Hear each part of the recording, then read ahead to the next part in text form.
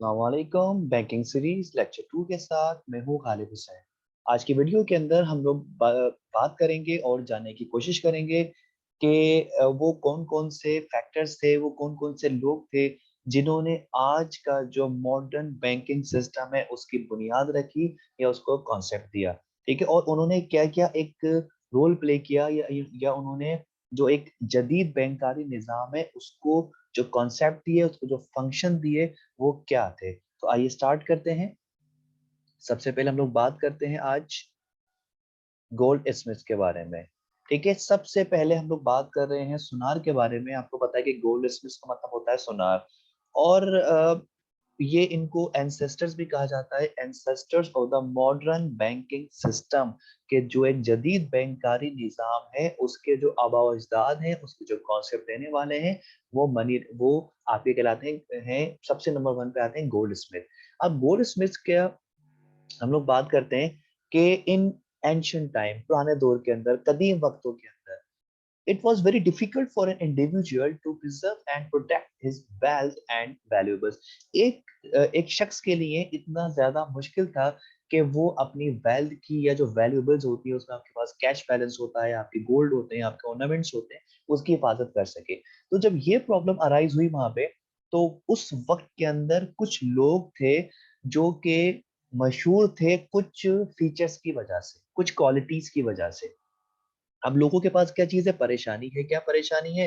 कि we can not protect the wealth. आपको पता है कि जब एंशिएंट टाइम की बात करते हैं तो there was no proper policing system, no protection from the people. तो अब लोग बेचारे परेशान थे कि हम क्या करें।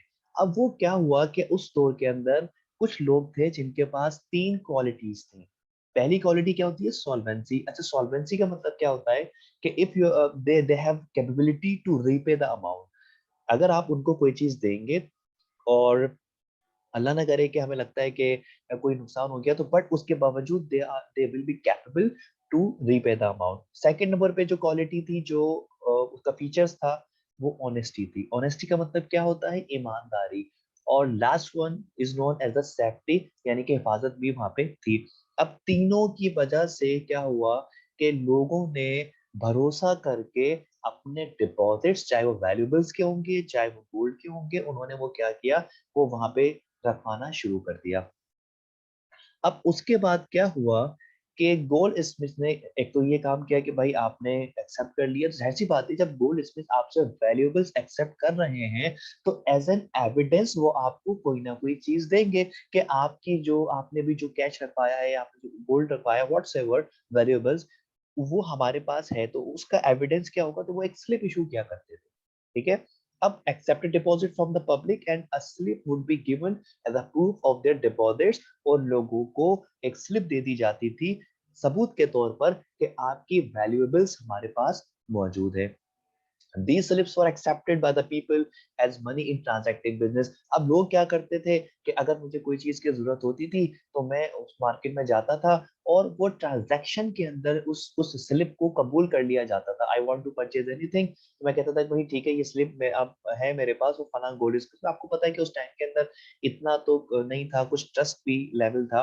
तो ये स्लिप आप मेरे पास है और ये मेरे अपने कैश या मेरे पैसे जो है वो वहाँ पे गोल्ड स्मिथ के पास है, तो हम वहाँ पे जाके उसको ले सकते हैं। तो लाइक अ मनी ना, कि हम हमारे पास अगर कोई पेपर मनी है, हमारे पास 100 रुपीज है या हमारे पास 500 रुपीज है, तो हम शॉपकीपर को या जो सेलर होते हैं उसको वो देते हैं, तो वो हमें चीज दे देते हैं। अब वो जो पेपर है हमारे पास, वो पेपर क्या है? वो पेपर के पीछे बैक किसकी है? वो बैक है हमारे पास स्टेट बैंक ऑफ पाकिस्तान की और सेंट्रल बैंक की।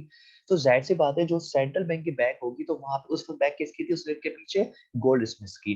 तो इस वजह से उसको जो मनी ट्रांसैक्टिंग बिजनेस होता था वहां पे एक्सेप्ट किया जाता था।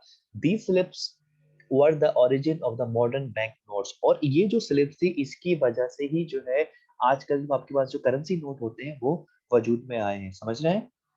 वो कॉन्सेप्ट क्या है कि your what ever the money you have right now, like 100 rupees note, like 1 rupee note, sorry 1 rupee coin और एटसेट्रा। तो वो जो सारी की सारी करेंसी आपके पास है is backed by the central bank. इसी तरीके say that slip which was issued by the goldsmith was backed by the goldsmith। तो ये जो कॉन्सेप्ट था बेसिकली, इन्होंने एक तरीके से मॉडर्न बैंकिंग सिस्टम को करेंसी नोट का कॉन्सेप्ट दिया with the help of the slips. Second number पे हमारे पास है सेकंड, उन्हें कहा जाता है मर्चेंट्स भी लिखा हुआ है कुछ बुक्स के अंदर, और कुछ बुक्स के अंदर जूइश मर्चेंट्स भी लिखा हुआ है। अब ये जो जूइश मर्चेंट्स थे, basically they were wealthy, okay, in 14 they migrated to England from Italy in 14th century। 14th century के अंदर उन्होंने माइग्रेट किया था इंग्लैंड से इटाली में, और these merchants began to transact money lending business for interest। अब ये जो लोग थे, ये माइग्रेशन करने के बाद इटली के अंदर या इटाली के अंदर उन्होंने क्या किया, उन्होंने मनी ट्रांजैक्टिंग बिजनेस करना शुरू कर दिया। आपको पता है कि भाई मनी ट्रांजैक्टिंग बिजनेस क्या होता है, कि पैसे जो है वो आप उधार पे दे रहे हो और मार्कअप पे ले रहे हैं। लेकिन ये तो वो कर रहे थे, ठीक है, देखिए वो ये तो वो काम कर रहे थे, लेकिन इनका जो सबसे बड़ा किरदार रहा, मनी मर्चेंट्स का सबसे बड़ा किरदार ये था कि इन लोगों ने जो फॉरेन ट्रेड होती है या इंटरनेशनल ट्रेड को प्रमोट किया। ठीक है, these merchants mainly financed foreign trade by issuing slips through their agents। इन्होंने एजेंट्स के जरिए अपनी जो ट्रेड थी उसको प्रमोट किया, उसको फाइनेंसिंग करके। अच्छा, मैं इसको थोड़ा सा आगे भी बता देता हूँ, ठीक है। These slips were the origin of modern bill of exchange, letter of credit. मिसाल के तौर पर अगर आपको कोई चीज इंपोर्ट करनी है आज के टाइम के अंदर, तो आपको अपने बैंक से कांटेक्ट करना पड़ेगा, वहां से फिर आपने एलसी ओपन करवाना पड़ेगा, वो एलसी आपने भेजना पड़ेगा एक्सपोर्टर को, फिर वहां से वेरिफिकेशन होंगी, उसके बाद आपका इंपोर्ट एक्सपोर्ट प्रोसेस पूरा कंप्लीट होगा। इसी तरीके से ओल्डन टाइम्स के अंदर क्या था कि वहां पे आपको पता है कि उस टाइम के अंदर ट्रांसपोर्टेशन तो थी नहीं। अब अगर आप कैश लेके जाते हैं किसी दूसरे मुल्क के अंदर और आपके पास कोई मॉडर्न ट्रांसपोर्टेशन भी नहीं है, you use camel for travelling. अब क्या होता था कि अगर आप कैश लेके जाते हो तो आपको ऐसी बातें लूट लिया जाता था, डेकोरेट्स होते थे वहां पे रास्ते में जो कि आपके कैश छीन लेते थे, तो आप ट्रेड कर ही नहीं सकते थे ना, आप कुछ परचेज नहीं कर सकते थे वहां से। तो अब एजेंट्स के जरिए व्हाट ही बिलीव कि फॉर एग्जांपल आप जा रहे हैं पाकिस्तान से आप जा रहे हैं दुबई फॉर एग्जांपल, या इंडिया जा रहे हैं पाकिस्तान से दुबई जा रहे हैं फॉर एग्जांपल। तो वहां पे फिर ये हो गया कि भाई ठीक है, आप जो है मेरे आपके पास कितना कैश है? भाई मेरे पास 100,000 रुपीज कैश है, या 1 लाख रुपए कैश है मेरे पास, लेकिन मैं ले जाना नहीं चाह रहा क्योंकि लास्ट में लूट लिया जाता है मुझे। अब क्या हुआ कि एक शख्स के पास आप गए, उसने कहा ठीक है, आप एक काम करें, ये कैश आप मुझे दे दें और मैं आपको एक स्लिप दे रहा हूँ। ये स्लिप जो है वो आप लेके चले जाएंगे दुबई में, और दुबई में फला एक जगह होगी जहाँ पे एक मेरा एजेंट खड़ा होगा। आप उसको स्लिप दिखाएंगे, वहां से कैश लेके आप जो भी चीज आपको खरीदनी हो आप कर सकते हैं, ठीक है। तो दिस वाज द कॉन्सेप्ट जो कि एजेंट के जरिए जो है सेटलमेंट। क्योंकि मेजर चीज क्या होती है भाई, अगर हम लोग बात करें इंटरनेशनल ट्रेड की, तो सबसे मेजर चीज क्या है उसके अंदर? सबसे मेजर चीज है settlement. Because one seller is another country and the buyer is in another country। तो अब वहां पे ट्रस्ट डेफिसिट होता है। मैं पहले सामान नहीं भेज सकता, आप पहले पैसे भेजो, ठीक है, मैं पहले पैसे नहीं भेजूंगा, आप पहले सामान भेजो। तो such type of deficits is resolve, such type of disputes resolve with the help of the agents. और आज के दौर के अंदर, आज के टाइम के अंदर जो एजेंट्स होते हैं वो बैंक होते हैं। आपके समझ में आ गया? तो वो जो कॉन्सेप्ट था वो बैंकिंग सिस्टम ने अडॉप्ट किया और उसको इस्तेमाल किया फॉर इंटरनेशनल ट्रेड। और जो सबसे मॉडर्न टूल आपको यूज होता है वो है लेटर ऑफ क्रेडिट, और उसके बाद आपके पास आता है बिल ऑफ एक्सचेंज, ठीक है। तो ये दो चीजें थी, और एक कुछ और भी है, लेकिन ये मैंने दो यहाँ पे राइट डाउन किए। हम ये चीज नतीजा अखज कर सकते हैं कि जूइश मर्चेंट्स का या मर्चेंट्स का जो रोल रहा, उन्होंने इंटरनेशनल ट्रेड को फाइनेंस किया एजेंट्स के जरिए, और वही कॉन्सेप्ट कमर्शियल बैंक्स ने आज के दौर के अंदर उसको कॉपी किया, और वही फंक्शन आज परफॉर्म किया जा रहा है। लास्ट में जो तीसरे नंबर पे हमारे पास आते हैं उन्हें कहा जाता है मनी लेंडर्स। अच्छा, ये थे प्रोफेशनल मनी लेंडर्स। जो प्रोफेशनल मनी लेंडर्स थे, इनका काम क्या था कि ये जो है लोगों को, अच्छा अब यहाँ पे ये प्योरली मनी लेंडिंग बिजनेस करते थे। मर्चेंट्स की अगर हम लोग बात करें तो वो वेल्दी थे, वो करते थे, लेकिन जो प्राइमरी उनका फोकस ये था कि उन्होंने इंटरनेशनल ट्रेड को फाइनेंस किया था। अब हम लोग बात करते हैं मनी लेंडर्स की। वेल्दी थे तो वो लोगों को उधार दिया करते थे इंटरेस्ट के ऊपर, और जो इंटरेस्ट चार्ज करते थे वो इंटरेस्ट उनकी इनकम कहलाती थी। They used to take deposits at a lower rate of interest. वो लोगों से डिपॉजिट्स लिया करते थे। याद है फर्स्ट डेफिनेशन के अंदर जो मैंने डिस्कस किया था फर्स्ट लेक्चर के अंदर, कि वो लोगों से कहते थे कि ठीक है भाई, तुम देखो, आप बैंक में पैसे डिपॉजिट कर रहे हैं ना, आपको अगर जितना भी इंटरेस्ट मिल रहा है वो तो आपका एक इंसेंटिव है। वरना तो आप घर पे भी पैसा रख सकते हैं। अब वो आपको ऑफर करते थे lower rate of interest and lend those deposits at a higher rate of interest to the needy people. और वो जो डिपॉजिट्स होते थे जो आपसे लेते हैं, पब्लिक से लेते हैं, उसको हायर रेट ऑफ इंटरेस्ट के ऊपर लोगों को उधार दे दिया करते थे।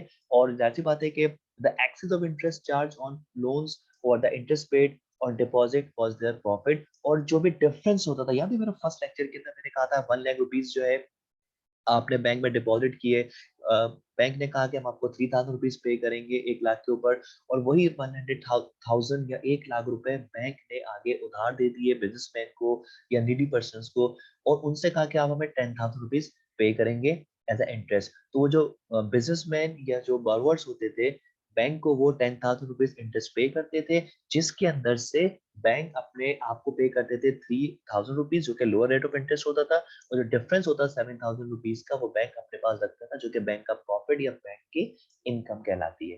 ठीक है, ये बेसिकली फंक्शंस थे। और ये तीनों फंक्शंस जो हम लोगों ने पढ़े, first was the Goldsmith. Goldsmith का क्या था कि उनके अंदर तीन क्वालिटीज थी, सॉल्वेंसी थी, ऑनेस्टी थी, और क्या थी, सेफ्टी थी, जिसकी वजह से लोगों ने अपनी वैल्यूएबल्स उनके पास रखवाना शुरू कर दी। और उन्होंने एक स्लिप इशू की जो कि डिपॉजिट स्लिप कहलाती थी।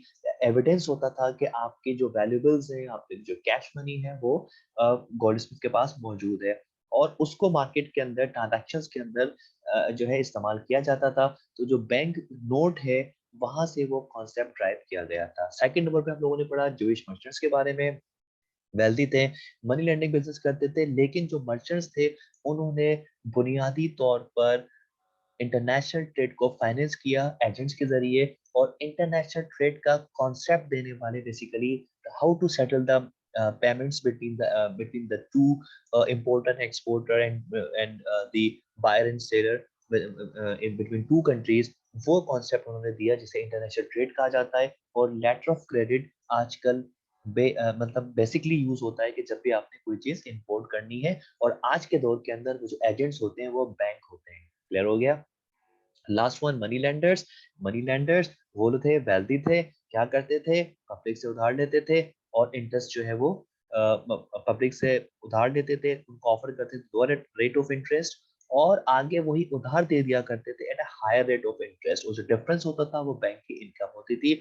ये तीनों एंसेस्टर्स कहलाते हैं। और ये तीनों लोग, money lenders, gold Smiths, merchants, money lenders, ये वो लोग हैं जिन्होंने जो आज का बैंकारी निज़ाम है, जदीद बैंकारी निज़ाम है, उसको कॉन्सेप्ट दिया और उसकी ओरिजिनेशन की एक वजह बने।